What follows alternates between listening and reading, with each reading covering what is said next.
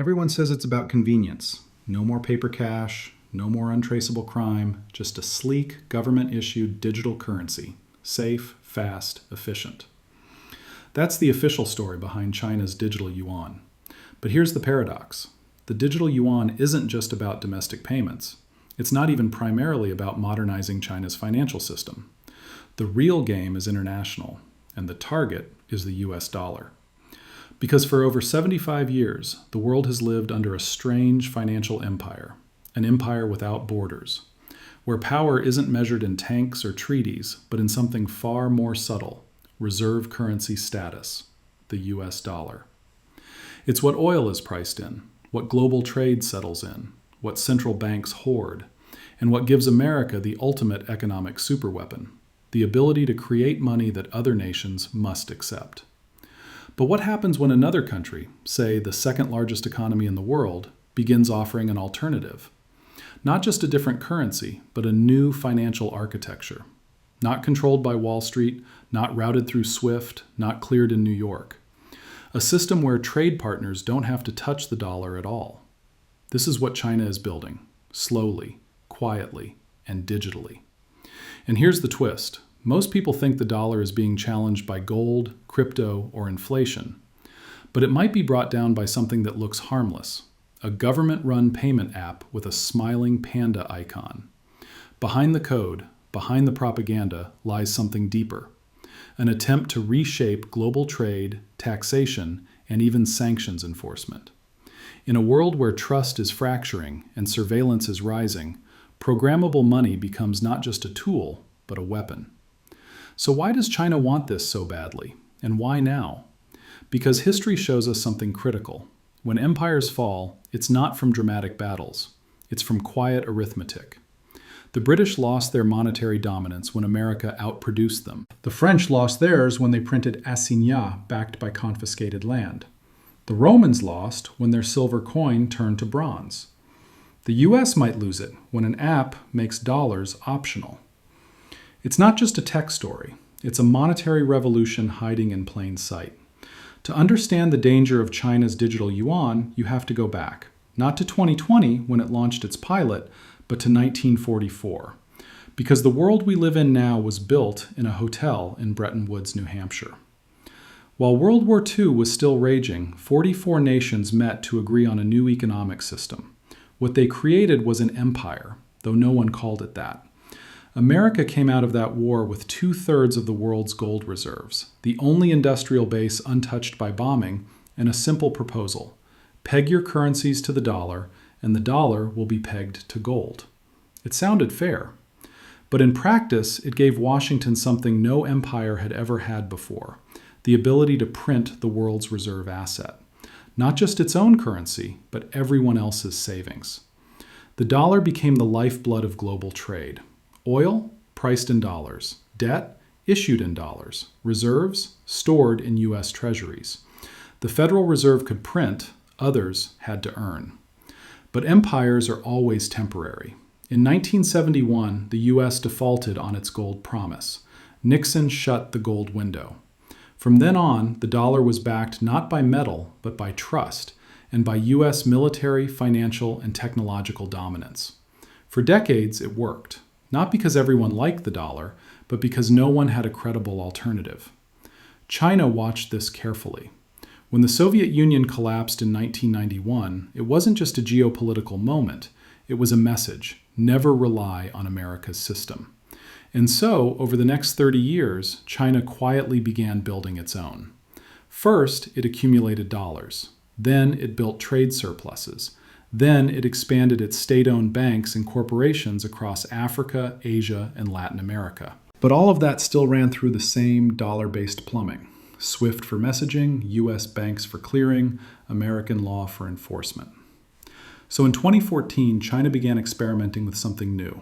It wasn't Bitcoin, it wasn't Alipay, it was state money in a digital shell, the ECNY, or digital yuan. Built by the People's Bank of China, designed as a central bank digital currency, it looked like an upgrade to physical cash. But under the hood, it was something much more powerful. Programmable, trackable, and controllable money. No blockchain, no anonymity, no decentralization. The digital yuan doesn't need mining or consensus. It flows through state servers. It can expire, be frozen, be rerouted. Imagine a banknote that disappears after 30 days unless you spend it on rice. That's the level of control we're talking about. And here's the strategic genius. China didn't launch this in a vacuum. It started with domestic trials in Shenzhen and Suzhou, but it quickly rolled it out to foreigners during the 2022 Beijing Olympics. Quietly, methodically, China was preparing its monetary weapon. Because the real goal wasn't convenience, it was sovereignty, and not just at home. In 2021, China began linking the digital yuan to its cross-border interbank payment system, or CIPS, its alternative to SWIFT. A parallel universe where settlements don't pass through New York, don't get reported to the US Treasury, and don't rely on JP Morgan or Citibank. Imagine you're a Russian energy company selling oil to India. Today you have to navigate sanctions, correspondent banks, currency swaps, all within a system watched by Washington. But what if India had a digital yuan wallet? What if trade was settled instantly in ECNY, outside of SWIFT, outside of the dollar? That's not speculation. That's already happening in pilot form. And unlike Bitcoin, which is banned in China, the digital yuan has state backing, military-grade cybersecurity, and central bank integration. It's not trying to be money for the people. It's trying to be money for the next global system. Now you might think, why would anyone use China's money? Why would other countries trust it? But here's the lesson of Bretton Woods. Trust isn't always chosen. Sometimes it's forced by trade. Over 140 countries count China as their largest trading partner. Many owe China money in loans, infrastructure, ports, 5G networks. If China says, we prefer digital yuan for repayment, who's going to say no? This isn't a currency war. It's a system war between an open, dollar-based architecture and a closed digital alternative. And just like Britain underestimated the dollar in the 1920s, Washington is underestimating the digital yuan today. The United States thinks it has time, but monetary systems don't collapse slowly. They erode in the shadows until one day the trade settles without the dollar, the debt is priced in another currency, and the empire wakes up to a new map. It doesn't start with a bang. It starts with a beta app on your phone. For a while, everyone pretended it wasn't a threat. Western economists called it interesting but limited. Journalists called it state-run Venmo. Even investors brushed it off. No blockchain, no decentralization, no fun. In China, they played along. Officials at the People's Bank of China framed it as a modest upgrade. It's just digital cash, they said. Nothing to worry about. But illusions are most powerful when they feel harmless. Because what happened next wasn't a currency revolution. It was a system shift, hiding behind a QR code. Think of it like this. Every empire invents myths to hide its power. The British said they brought civilization.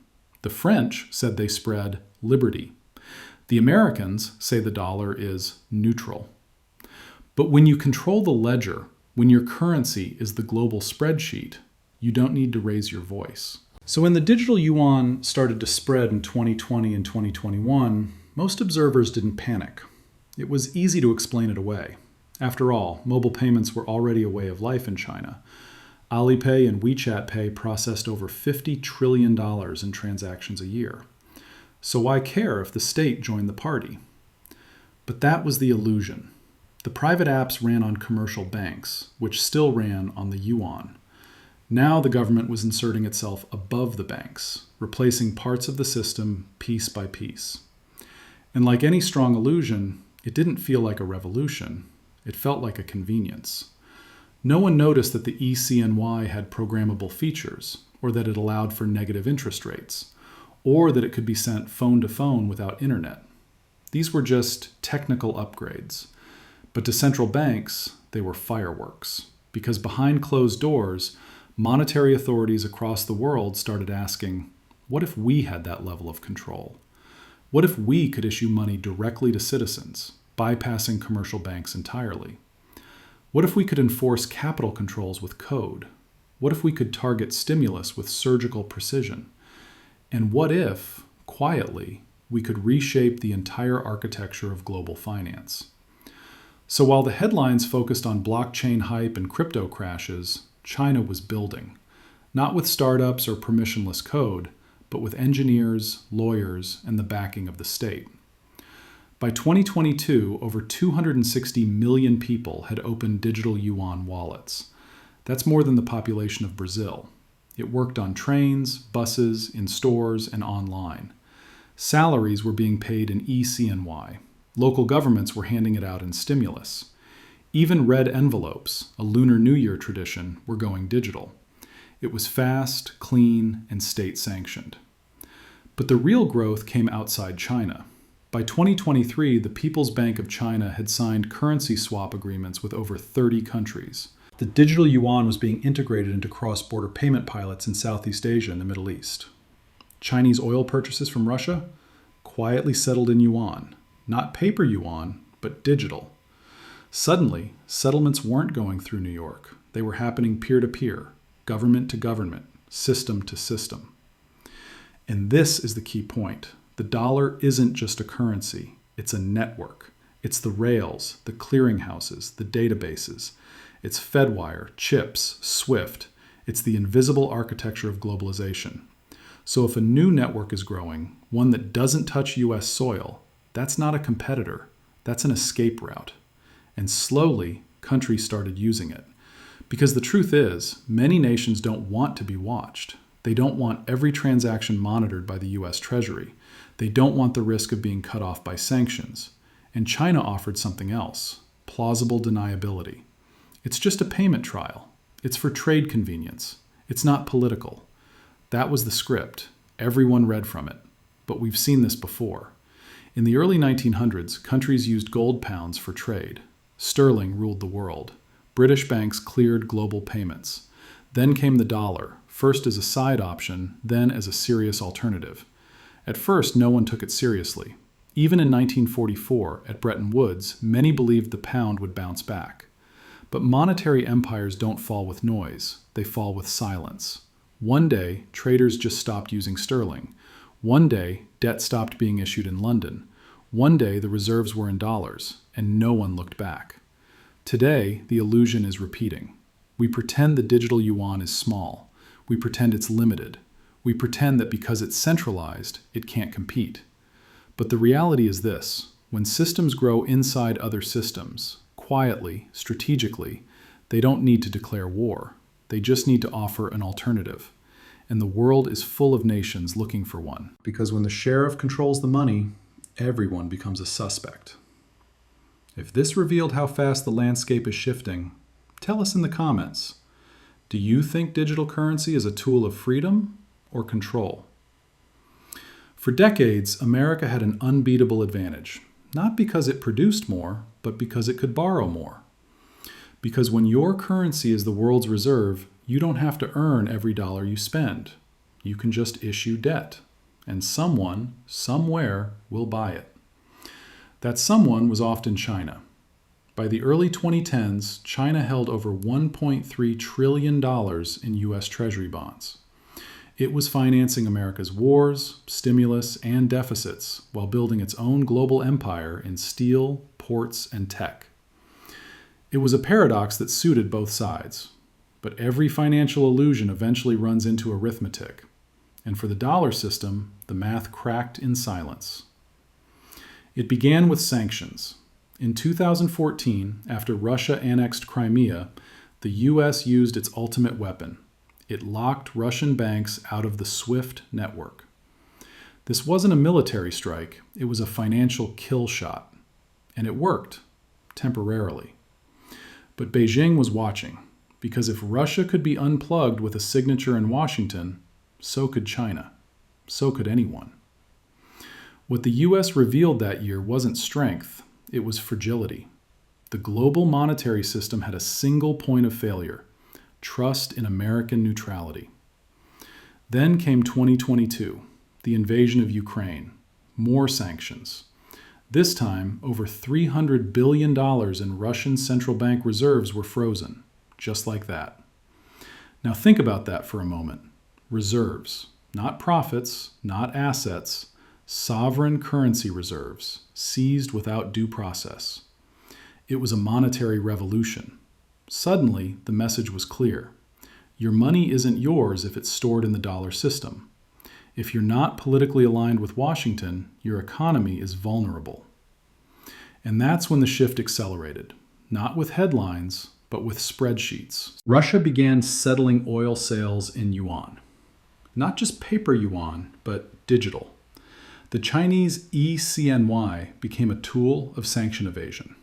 And it worked, because it didn't need SWIFT. It didn't touch US banks. It moved across the new rails, CIPS, digital wallets, bilateral pipes.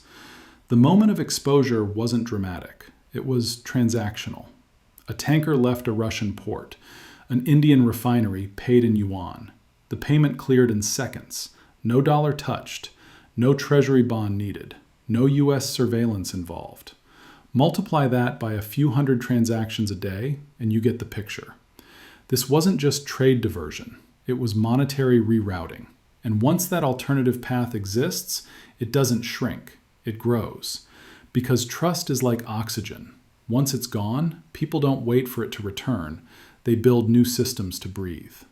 By 2023, China's central bank had tested cross-border digital yuan settlements in Hong Kong, Thailand, and the UAE. These weren't experiments, they were exits, and the collapse wasn't a crash, it was an unplugging. The more trade settled in digital yuan, the fewer dollars needed. The fewer dollars needed, the less demand for US treasuries. The less demand, the higher the interest America had to pay. It's already happening.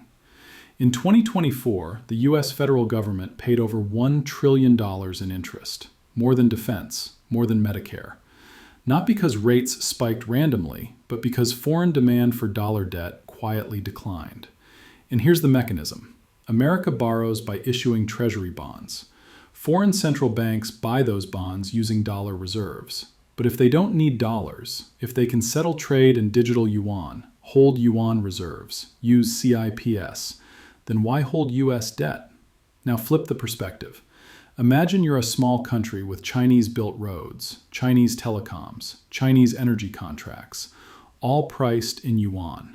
Suddenly, Beijing offers to restructure your debt using digital yuan, instantly settled, no Western bank involved. It's not just efficient, it's irresistible. And this is how the dollar's dominance ends. Not in a panic, not in a collapse, but in irrelevance. Because monetary power doesn't vanish, it leaks. Trade by trade, loan by loan, line by line. This is how sterling died in the 20th century, not with riots, but with reallocation. By the time the world noticed, the reserves were already in dollars. Now we're watching the same script, flipped. The illusion of dollar permanence is breaking, not because the US wants it to, but because numbers don't lie. Trust can't be printed, and the math doesn't care who won World War II. Once the dollar becomes optional, it becomes avoidable. And once it's avoidable, it's replaceable. All it takes is a system that's fast enough, safe enough, and widely used enough. China has spent a decade building that, not in secret, but behind a curtain of boredom and dismissiveness. Now the curtain is lifting, and the empire is realizing that its privilege wasn't a law of nature. It was a temporary agreement, one that's quietly being renegotiated. When systems start to crack, they don't announce it with sirens. They echo. And right now, the echoes are everywhere.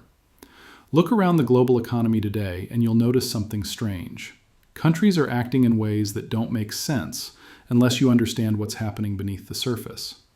Central banks are buying gold at the fastest pace since the 1950s. In 2022 and 2023, they bought over 2,000 tons. Not because gold is fashionable, but because gold has no issuer, no sanctions, no off switch. At the same time, trade blocs are talking about settling in local currencies, BRICS expansion, Gulf oil contracts priced in yuan, African infrastructure loans renegotiated outside the dollar system.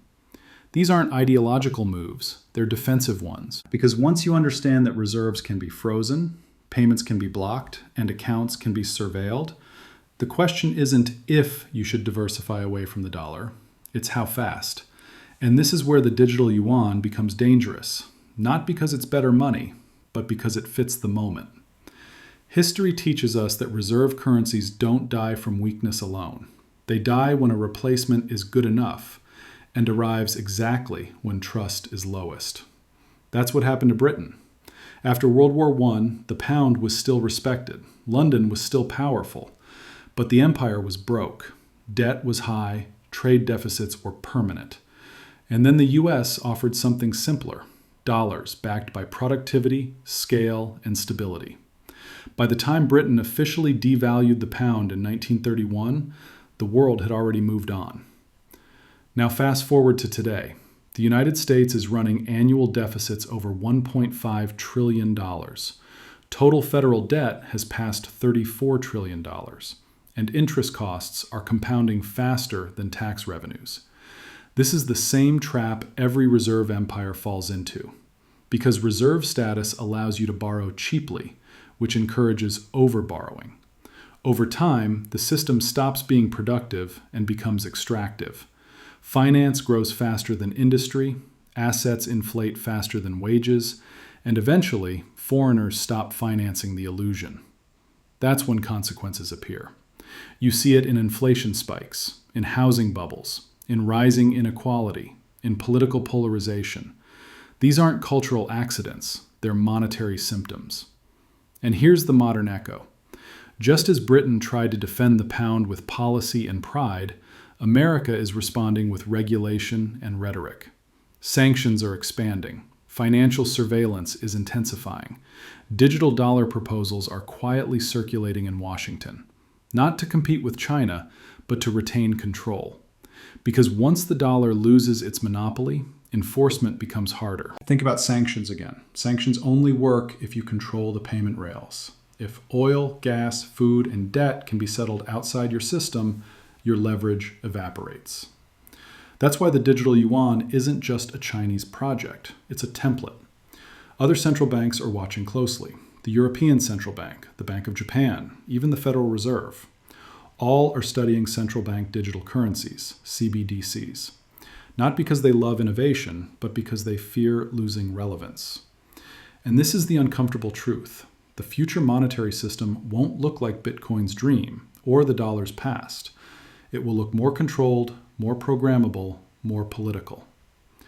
China understands this instinctively. Its digital yuan isn't designed to replace cash for citizens in Paris or New York. It's designed to settle trade between governments, corporations, and central banks.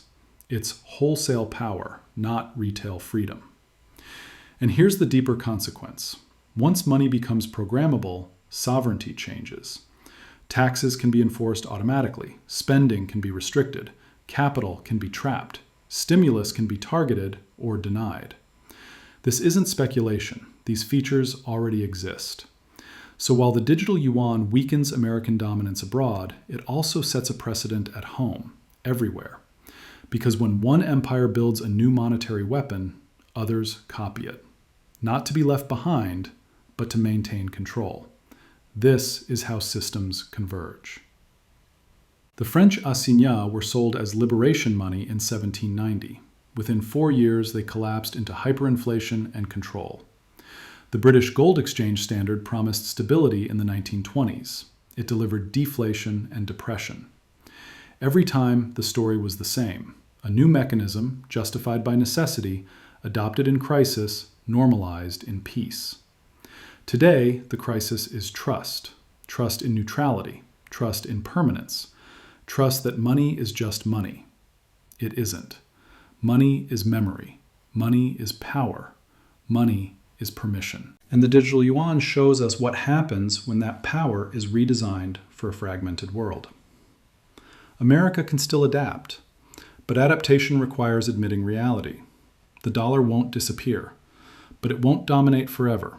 Not when alternatives exist, not when debt compounds faster than credibility, not when others control the trade flows. Empires don't fall because they're attacked. They fall because their system no longer fits the world they created. And right now, the world is changing faster than the dollar can. Empires don't end in fire. They end in confusion. Not because the barbarians storm the gates, but because the gatekeepers stop recognizing the rules. They forget what money is. They forget that trust, not force, is the foundation of value. We're living through such a moment now. People talk about inflation, crypto, interest rates, as if these are isolated storms, but they're not. They're symptoms of something deeper, the fracture of the old monetary order. When the dollar ruled uncontested, things were predictable, not fair, but stable. Trade settled in dollars, credit flowed through New York, a country could be sanctioned, but the system still held.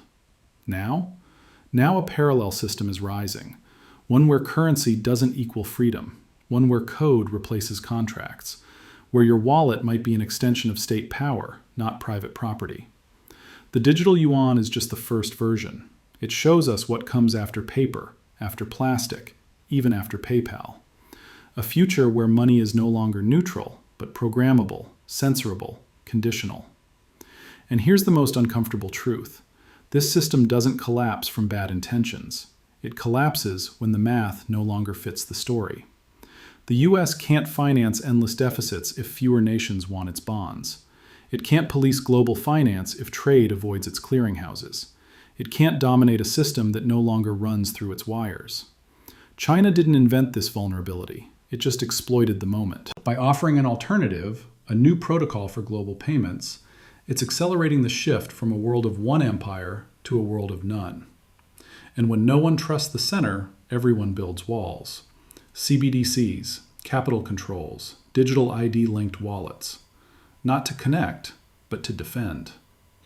So the question isn't, will the dollar survive? It's, what kind of world will replace it? One of open competition or one of coded control? Because history doesn't repeat, but it does rhyme. We've seen empires fall before, not from invasion, but from calculation. Arithmetic cannot be deceived, not by slogans, not by sentiment, not by superpower pride. And the next empire won't be declared with flags, it'll be downloaded.